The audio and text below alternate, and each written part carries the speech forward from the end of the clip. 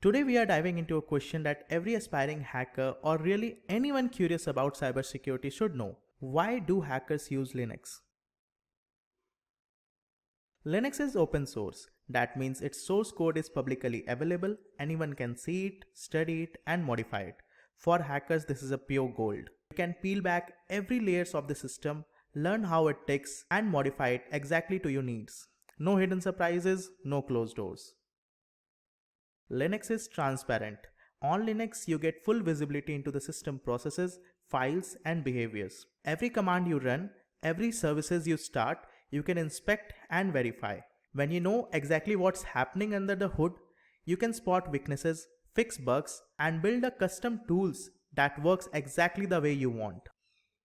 Linux offers granular control. Linux gives you precise management over user permissions, file access, and system settings. You can control who sees what, who does what, and how the whole system behaves, down to the fine details.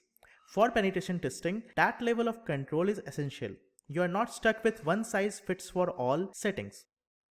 And here's the big one, most hacking tools are built for Linux. The command line interface in Linux is powerful and script friendly. Tools like Nmap, Metasploit, Wireshark, they all runs best on Linux. Networking stacks are rock solid and security libraries integrate smoothly. That translates to faster scans, more reliable exploits, and easier automation.